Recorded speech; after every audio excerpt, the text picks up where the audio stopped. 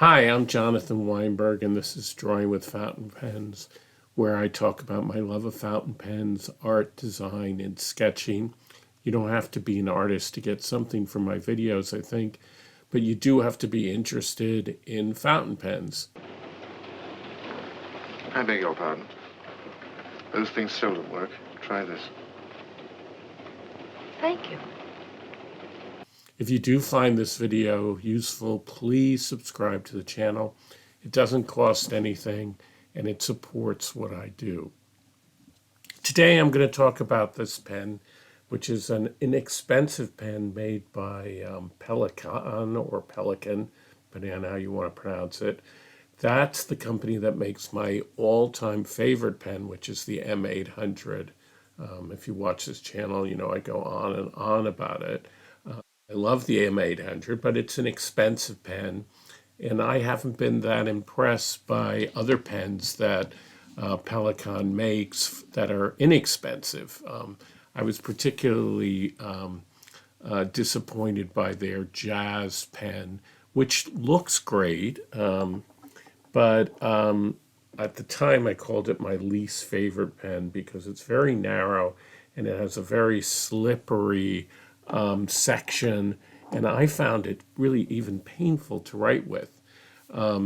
Recently, I've purchased much better pens from Pelikan that are not expensive like the M800. The 200 line is around $200.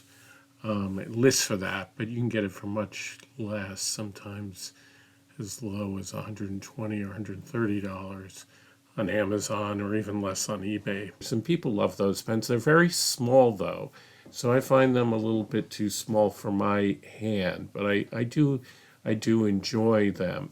Now, Pelikan makes a series of pens that they call Pelicano. They've been doing that for over 50 years, and they target students. As you know, in Germany and through much of Europe, kids still use fountain pens. They're still taught to write with cursive. And I mean, they literally have to use fountain pens. And Pelikan is one of the big providers of that. So that's a big market. And I believe that they compete with that market with Lamy. I'm sure probably they also with some Japanese companies. I'm not sure what the rules are in Europe about, or in Germany about buying, their own country's pens. Now, what you notice about a lot of the Pelicano pens is that they have sections that are shaped in such a way that encourages a particular way to hold the pen, again, for young people. And that's something actually the Lamy Safari does, and the later Nexx line, which I think Lamy is particularly targeting after going after young people. Now, Pelicano has made several unusual pens for kids. They have the twist pen that really appeals to kids, and then they have the Pelicano Junior. And I really love this pen. I think it's pretty to look at, the transparent color of the pen. It actually feels good. It has this great orange section. I think it's a great, fun pen, and that's made for children. But as long as you don't want to look, if you don't care about looking childish or at least whimsical, it's fine for grown-ups too. Now, the Pelikano Up is meant to be much more sophisticated. This is the silver version. I know it comes in black, and it's all steel or aluminum. It's anodized, which is nice, and I think that also is similar to the Lamy Nexx pen in the same materials, although the Nexx has a plastic cap in most of the versions, while this is aluminum all the way through. The pen barrel is a kind of unusual boxy shape. It's not quite round, as you can see from the back. And that also is interesting because the Nexx pen has a kind of triangular shape, which I feel is a little more comfortable. The section has a kind of rubberized plastic, and that is very comfortable in the hand. And then, interestingly, that rubberized section has got a little plastic, shiny plastic at the top and the bottom, which I think looks a bit cheap, but perhaps works from a functional standpoint, I guess, in terms of at least at the top not getting, making it easier to get the ink off. The white part on the bottom creates a kind of ring-like effect over the threads, and the step up is fine. It's comfortable. If you look in the cap, you can see that there's a blue liner to keep the pen from going dry. The pen uses cartridges. Theoretically, Pelikan's own cartridges fit in other international style pens, but this pen only seems to really like Pelikan cartridges. In my experience, this is true of Pelikan cartridge pens. They really only like Pelikan cartridges. I'm not quite sure how they make them do that. And I guess you can't really complain because Lamy certainly uses proprietary cartridges, and so does Pilot. I have found that if you get a converter from Pelikan, not a standard international converter, but one that Pelikan makes, that it fits in the pen, although they really advertise the pen to be a cartridge pen. As I say, the pen snaps on and off, so you don't have to worry about twisting it around or how many turns it takes. It has a open window to see whether the ink is emptied out. So ink window that is just a hole, really. And that's like the Lamy Safari. So I'm not a big fan of that. For some reason, it always looks a little bit naked to me, but it certainly works. The Junior pen actually has a clear plastic ink window, and that means that I think you could take the Junior pen and, since it's all plastic, and actually use it as an eyedropper if you're the type of person who likes to do that. I don't do that. The cap clip, like a lot of, I guess almost every Pelikan pen, is meant to look like a pelican beak, although it's different from the classic clip on the M80.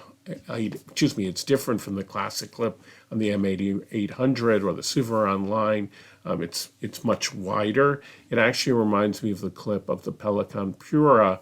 And if you look at the top of the pen, that also looks like the Pura pen. The Pura pen is a much more expensive pen, at least $100. It lists for at least $100, and it's a very substantial pen. But I think there are a lot of similarities to the design, so I wonder if the same design team sort of came up with both pens. What does it weigh? We should weigh the pen when the cartridge is in, and how long is it? So it weighs around 18 grams. It measures 5.2 inches with a cap on it. And it posts okay. If you really press down on it, then it's secure. When you post it, it is approximately 6.1 inches. So what do I think about the pen? I actually am not a big fan of the way the pen looks. I think that it's a bit fussy, and it's trying really hard to look, futuristic and space agey. I forgot to mention that the logo Pelicano is very prominent on the side of the pen. Lamy does that as well. I'm not a big fan of that, but nevertheless, I guess that's just par for the course. But what I'm not thrilled about is the way it kind of moves from small, kind of bulk middle. Just seems, as I keep saying, fussy.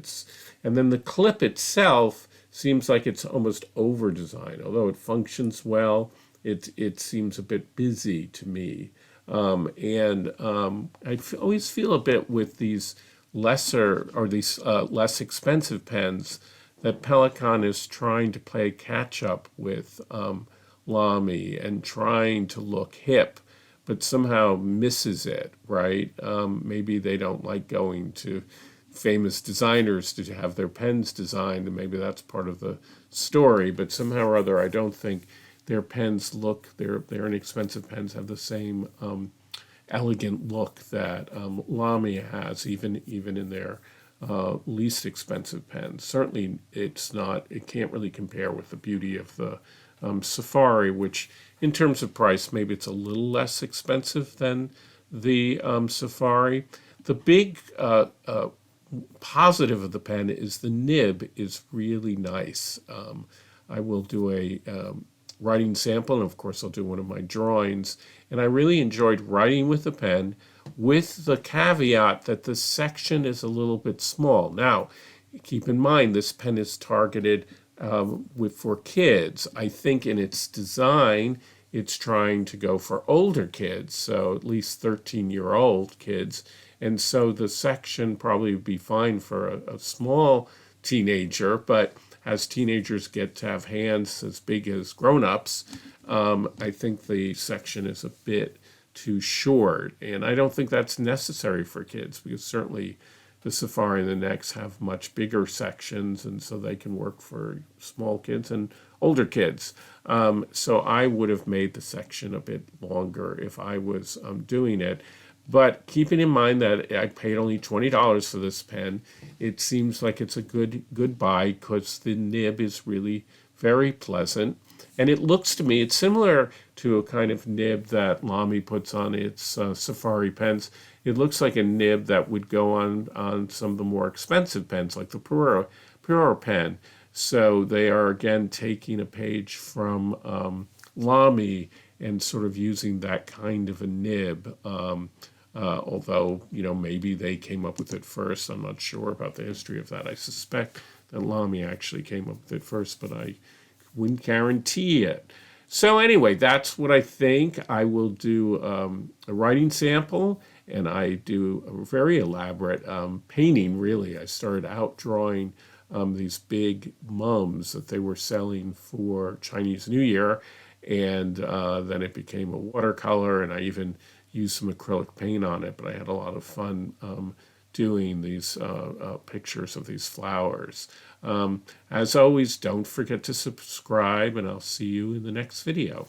Now, I have to say, the more I use the pen, the more I get annoyed by the way it posts, because it does post, but it often gets kind of loose, and that's really poorly designed.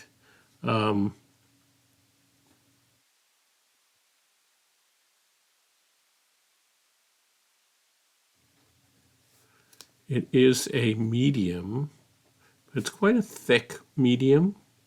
This is Pelikan cartridge, blue.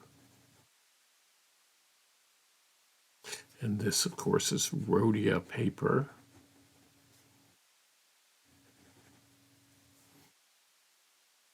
And it's really very smooth.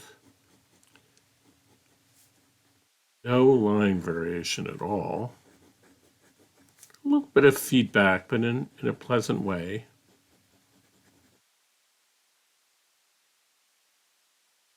Good wetness.